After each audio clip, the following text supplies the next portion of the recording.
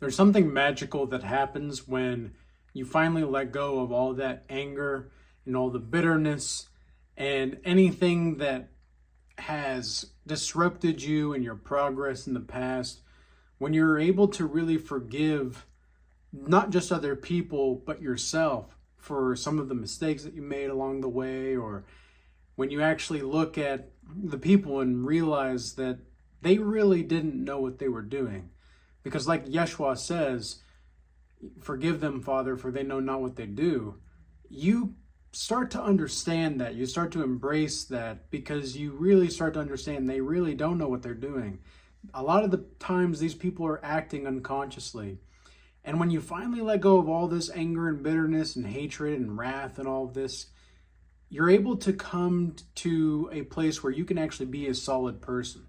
Whether you're male or female watching this, and you're trying to become that solid person, or maybe you just want to continue to solidify that foundation, there's something inside yourself that you'll be able to recognize, even though you may not really know that you recognize it until you recognize it. That's kind of the funny thing about this whole visualization process and energy. Being a solid person comes down to knowing how to manifest things through visualization. Because your imagination is ultimately the most powerful tool that you have at your own disposal. Your imagination is almost a glimpse into the future.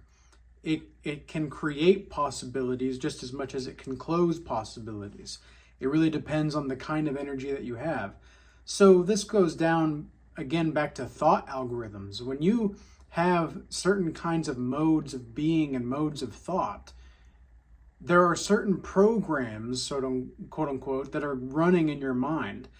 And if you have certain programs that are going to hinder you along the way, like I can't do this, or I don't know if I have the ability to do that, or if you tell yourself certain things about, oh, I can't get up early, I can't be that productive that early, or I need caffeine in order to operate, I need this, I need that.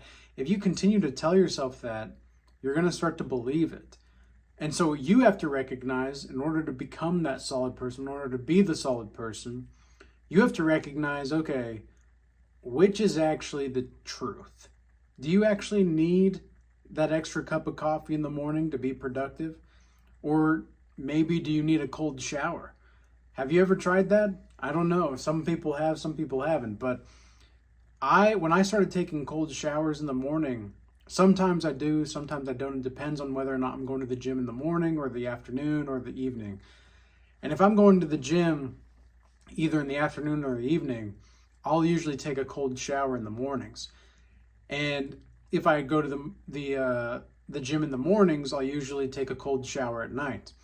But it all starts with a thought algorithm. And something that I noticed with the cold shower is, especially with working out as well, but specifically with the cold shower, when I was in the cold shower and I was uncomfortable, I would start to recite thought algorithms that I wanted to put into action into my daily life.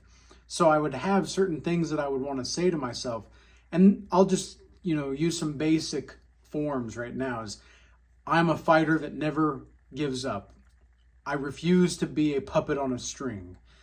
Those are certain thought algorithms that I would say to myself in the shower, in the cold shower. And I found that focusing on the energy of that thought while being uncomfortable gave me the strength internally to execute that on the external world. So I was able to take the thought and the energy in that thought, and then the pain as well with the uncomfortableness of the cold shower, because I really don't like cold showers. I really don't. To this day, I don't like it, but I still do it.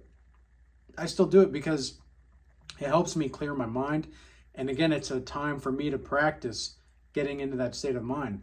When I am working out, when I am, for example, the first time I ever had this really big epiphany of what I could do in the gym for changing my thought algorithms, I was doing a squat.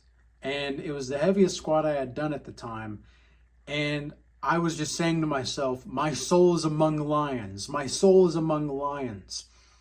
And so I would be squatting and I would just say that to myself, and I'd imagine this energy of a lion flowing through my body.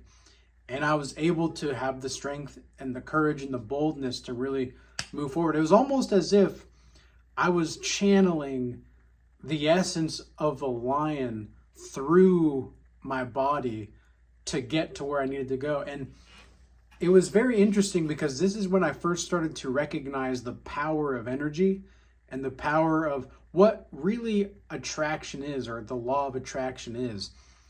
There's been a lot of talk in the Regal Change Academy in the past, and there's been a couple people that have brought it up, the law of attraction, recently in the Regal Change Academy. And in so far as the law of attraction is concerned, this is my view, my take on it.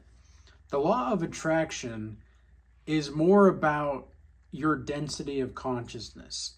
And what do I mean by that? Have you ever tried to meditate, for example, and when you just notice the sensations of the body, the sounds, the vision, the feeling of your body being almost pulled into the seat that you're in, and any kind of vibrations or tingling sensations in your body, when you're able to just sit there with that, it's almost like your awareness expands, and you start to recognize that the density of your consciousness is expanding insofar as your awareness is.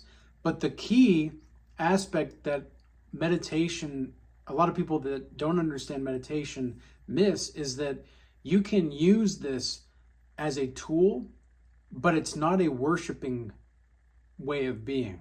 A lot of people will worship certain aspects of meditation. I know, like transcendental meditation or Zen, when you just focus on the breathing, or you have this certain kind of imaginative technique. Transcendental meditation is, depending on how you operate, it can be demonic, because you're legitimately and purposefully opening doors to the demonic realm. Well, so what exactly does it have to do with what, like, we are doing in meditation, and how can we as godly people not fall into the trap of opening these demonic portals? Well, you have to set proper intentions, and this is where, again, your thought algorithms really come into play. Because are you doing this for the sake of trying to just make yourself something that you're not through idolatry? Or are you trying to really grow closer to Yeshua? And are you really trying to grow closer to the Most High? Because if you're doing that, then you're not going to fail. Even if you do happen to have a demonic attack where you're not purposely opening a door or a portal, but there's people that, or not necessarily people, I guess it could happen through people, but there are spirits that are demonic or that are negative that try to attack you. This could be that you're already entertaining certain kinds of spirits or dark energy, and you don't even know it up until you get to that level of awareness. And so, as the saying goes, you don't really know what you don't know. So in order to be a solid person that is aware of the energy, that is aware of certain levels of meditation, that is aware of certain levels of attraction, the law of attraction, I don't even like to call it that, because I more so think about it as a law of density of consciousness. Because your density of consciousness times your awareness equals your ability to manifest through creative efforts while giving glory to the Most High. I'm going to actually have to write that one down myself, because I just realized that, like, as I was speaking about it. But anyway, somebody's going to write that down, I think. I don't know why. But the point is that you have to really recognize that these kinds of things might already be happening in your life, where there are already demonic strongholds that are trying to get to you. you might not be opening the portals with this kind of meditation or anything like that. You might just be recognizing, and Yeshua might just be showing you what it really is. So this is something to think about and something to really take note of as you level up in your own awareness. And in a way, there really is no leveling up, so to speak, right? There is no leveling up of consciousness. You're either on or you're off. And it's kind of like these lights here, you know, you're either on or you're off. You're either awake or you're asleep. But how bright your light is going to be dependent upon your awareness, not only of things going on around you, but of yourself. And that's going to be the key indicator. How much do you illuminate depends on your density of consciousness. How much light you bring forth and manifest in your life is dependent upon your density of consciousness. So with all this being said, I hope that this was a useful and insightful video. And I do want to give a shout out to everybody in the free Discord for Regal Change Academy and the paid community for the Regal Change Academy. We've got about 90 or so members in the free Discord, and we've got about 145 members in the paid community. So I just want to give my appreciation there. That is going to be a place, if you want to join either of those, whether it's the free or the paid community, if you want to learn more about helping people grow closer to the Most High, strengthening healthy relationships, building your purpose, and staying healthy and fit, that's going to be the place for you. We also have weekly Bible study calls as well as weekly group calls in the paid community.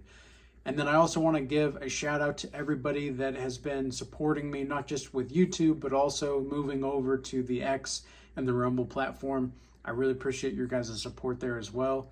And with all that being said, make sure that when you're doing this kind of stuff, just as a full disclosure and disclaimer, make sure your intentions are pure, make sure intentions are clear, and that you're actually doing these kinds of things to grow closer to the Most High. You're not trying to do this out of vanity. You're not trying to do this out of pride. You're not trying to do this out of whatever it is that you're trying to get in the worldliness of things. Now, there's nothing wrong with choosing to be there's nothing wrong with choosing to live a prosperous life and living a luxurious life. There's nothing wrong with that. But you got to make sure that you're doing it for the right reasons, because a lot of people don't. A lot of people make the mistake of putting these material goods and material things on pedestals, and they become covetous of all these other different things and trying to keep up with the Joneses. So be mindful of that. And with all that being said, peace be with you all. Till next time.